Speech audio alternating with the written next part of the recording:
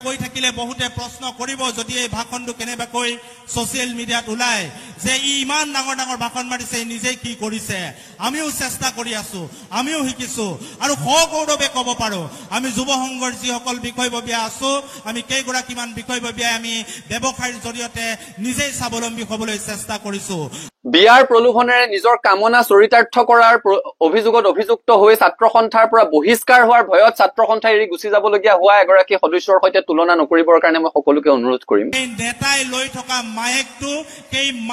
কোনোবা এগৰাকী অনা অসমীয়াৰ পৰা বিনামূলীয়াকৈ আনি ডিঙিৰ ঘিৰ ফুলাই ফুলাই ভাষণ মাৰি থাকে যিগৰাকী ব্যক্তিৰ কথা আপোনালোকে উল্লেখ কৰিছে তেখেত সদৌ অসম ছাত্ৰ সন্থাৰে এগৰাকী সদস্যাক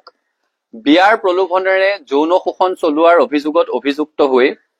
ছাত্ৰ সন্থাৰ মজিয়াৰ পৰা বহিষ্কাৰ হোৱাৰ ভয়ত ছাত্ৰ সন্থা এৰি যাব লগা হৈছিল বহু সময়ত কৈ থাকে অনা অসমীয়াৰ পৰা বিহু চান্দালৈ বিহু পাতিছে কাৰোবাৰ পৰা চান্দালৈ বিহু পাতিছে আমি গৌৰৱে ক'ব পাৰো এই যুৱ সংঘৰ লগত জড়িত বিষয়ববীয়াসকলে নিজৰ গাঁঠিৰ ধন খৰচ কৰি ইয়াত বিহু পাতিছে বিয়াৰ প্ৰলোভনেৰে সৈতে যৌন শোষণ চলোৱাৰ অভিযোগত অভিযুক্ত এগৰাকী ব্যক্তিৰ সপক্ষে ছাত্ৰ সন্থাৰ স্থিতি থকাৰ কোনো প্ৰশ্নই আহিব নোৱাৰে তেওঁ ন্যায় বিচাৰি আজিও ছাত্ৰ সন্থাৰ মজিয়াত মাত মাতি আছে তেওঁ ন্যায় বিচাৰি আজিও আদালতৰ মজিয়ালৈ গৈ আছে আজিও তেওঁ মানসিকভাৱে ভাঙি আছে গতিকে যেতিয়া হেণ্ডকাফৰ কথা কয় আমাৰ সেই চিপজৰিডাললৈ মনত পৰে অতি পুতৌ লাগে এই যে ডিঙিৰ ঘিৰ ফুলাই ফুলাই বহাগৰ প্ৰথমটো ৰ'দত ঐতিহাসিক খেলপথাৰত থিয় হৈ অসমীয়া জাতিটো তললৈ গ'ল অসমীয়া জাতিটোৱে আঁচনিৰ ওপৰত নিৰ্ভৰশীল হ'ল অসমীয়া জাতিটোক অনা অসমীয়াই গ্ৰাস কৰিলে বুলি যে টেটুৰ ঘিৰ ফালি ফালি চিঞৰে সেই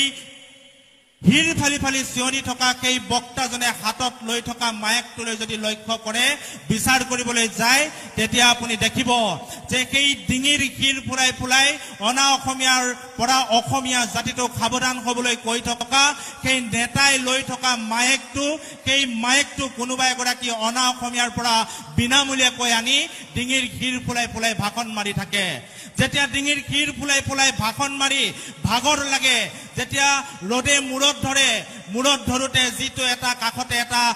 ৰভাঘৰ বনাই থয় সেই ৰভাঘৰটো ক'ৰ পৰা আনে যদি আপুনি চাই তেতিয়া দেখিব কোনোবা এগৰাকী অনা অসমীয়াৰ পৰাই সেই ৰভাঘৰটো বিনামূলীয়াকৈ আনিছে তুমি বিনামূলীয়াকৈ অনা অসমীয়াৰ মাইকত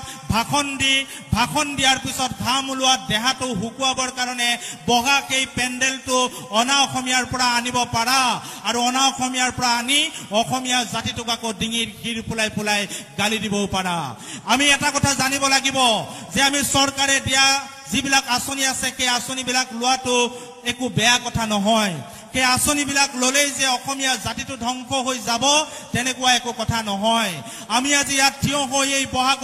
বহাগী উৎসৱ 2025ৰ এই বাকৰিত থিয় হৈ আমি গৌৰৱে ক'ব পাৰো যে মই যিটো মাইকত কথা কৈ আছো সেই মাইকটো আমি দুলীয়াজানৰ এগৰাকী অসমীয়া মানুহৰ পৰা আনিছো চম্পকৰ পৰা আনি পেলাই আমি ইয়াত আজি ভাষণ দিয়াৰ ব্যৱস্থা কৰিছো ইয়াত যিসকলে ইয়াত জড়িত হৈ আছে এই বিহুখন আমি যিসকলে পাতিছো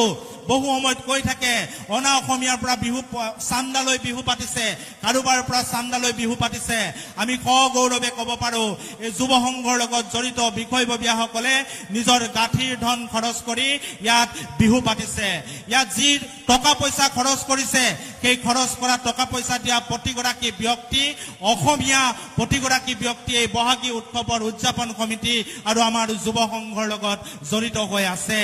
আমি কেৱল অসমীয়া মানুহে 1250 টকা লয় বুলি গালি দিলেই নহব আমি যেতিয়া মহেন্দ্ৰ সোণোৱালৰ ঘৰলৈ গৈছিলো তেতিয়া আমি দেখিবলৈ পালো মহেন্দ্ৰ সোণোৱালে শেহতীয়াকৈ 7 লাখ টকাৰ ৰঙলাও বিক্ৰী কৰিছে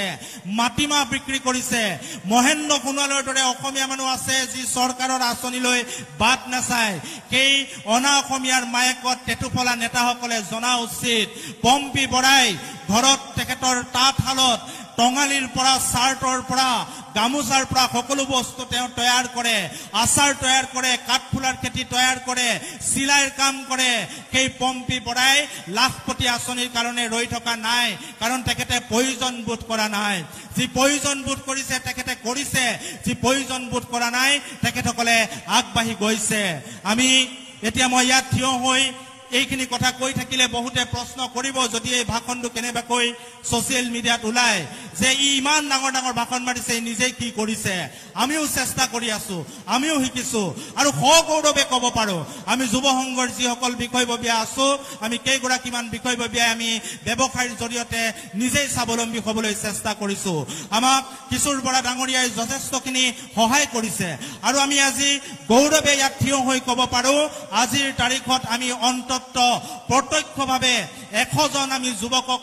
চাকৰি দিবৰ কাৰণে সক্ষম হৈছো বা সংস্থাপন দিবৰ কাৰণে সক্ষম হৈছো অৰ্থাৎ 100টা পৰিয়ালক আমি সংস্থাপন দিবৰ কাৰণে সক্ষম হৈছো আৰু পৰোক্ষভাৱে আমি যথেষ্ট লোকক আমি সহায় কৰিবলৈ চেষ্টা কৰিছো গতিকে আমি এই বহাগৰ বতৰত অসমীয়া জাতিটোৰ ঋণাত্মক কথাবিলাকো পাতিব লাগিব এই বহাগৰ বতৰত আমি ধনাত্মক কথাবিলাকো পাতিব লাগিব কিন্তু এটা কথা আমি জানিব লাগিব যে আমি গিৰ ফুলাই ফুলাই ভাষণ মাৰি থকা মায়েকটো অন্তত অনা অসমীয়া বুলি কৈ গালি পৰা মানুহৰ পৰা আনিব নালাগিব আমাৰ মূৰৰ ওপৰত থকা এই চালিখন অনা অসমীয়াৰ পৰা আমি বিনামূলীয়াকৈ আনিব নালাগিব কাৰণ অসমীয়া জাতিটো এতিয়াও শক্তিশালী অসমীয়া জাতিটোৱে গাঁঠিৰ ধন ভাঙি এখন বিহু পাতিব পাৰে কাৰো ওচৰত হাত নপতাকৈ সেই কথাটো আমি প্ৰতিগৰাকী অসমীয়াই প্ৰমাণ কৰি দিব লাগিব আৰু এই বহাগৰ বতৰতে আমি অসমীয়া জাতিটো এটা শক্তিশালী জাতি হিচাপে মেৰুদণ্ড পোন কৰি আমি জীয়াই থকা এটা জাতি হ'বৰ কাৰণে প্ৰত্যেকেই পণ ল'বৰ কাৰণে মই আহ্বান জনাইছো আৰু মই দুলীয়াজান যুৱ সংঘ ভাদৈ যুৱ সংঘ মধুটিং সূৰ্যোদয় যুৱ সংঘ আৰু আমাৰ কেইবাটাও যুৱ সংঘ আছে প্ৰায় আমি 16টা যুৱ সংঘই আমি একেলগে কাম কাজ কৰি আছো আটাইকেইটা যুৱ সংঘৰ সকলো বিষয়ববীয়াক মই ধন্যবাদ জ্ঞাপন কৰিছো ইয়াত উপস্থিত থকা ৰাইজৰ শ্ৰী চৰণত সেৱা নিবেদন কৰিছো আপোনালোকে আশীৰ্বাদ কৰিব আমি যুৱ সংঘৰ সদস্যসকলে উঠি অহা প্ৰজন্মৰ যুৱকসকলে আমি যাতে নিজক কাম কৰাৰ লগে লগে নিজৰ কামৰ জৰিয়তে আন 10 জনৰ হিতৰ কাৰণে কাম কৰি যাব পাৰো তাৰ কাৰণে এই বহাগৰ বতৰত আপোনালোকৰ পৰা আশীৰ্বাদ বিচাৰিছো আপোনালোকে হেণ্ডকাফ দেখিছে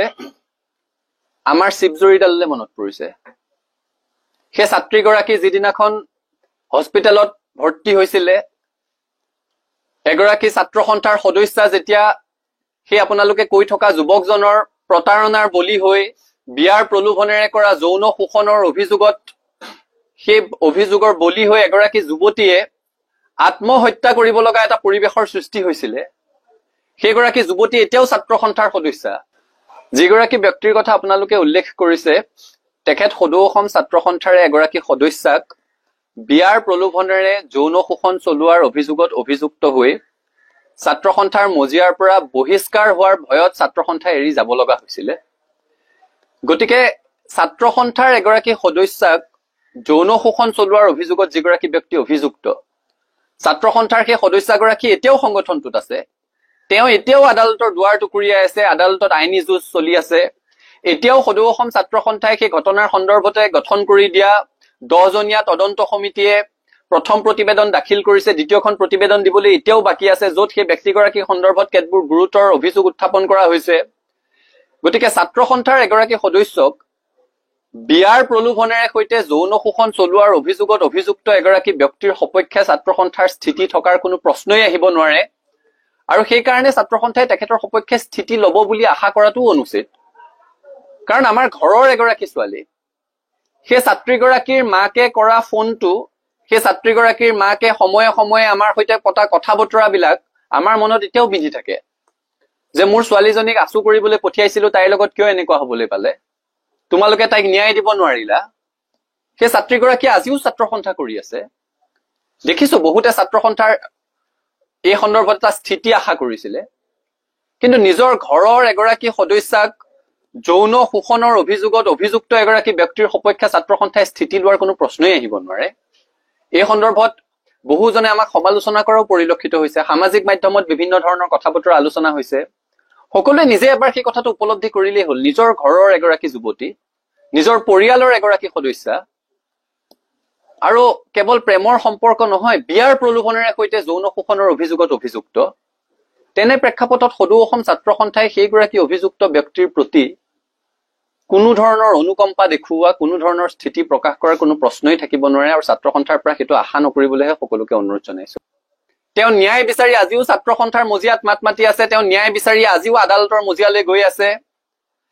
আজিও তেওঁ মানসিকভাৱে ভাঙি আছে। গতিকে যেতিয়া হেণ্ডকাফৰ কথা কয় আমাৰ সেই চিপজুৰিডাললৈ মনত পৰে। ছাত্ৰ সন্থাৰ মজিয়াত অতীজৰে পৰা এটা পৰম্পৰা চলি আছে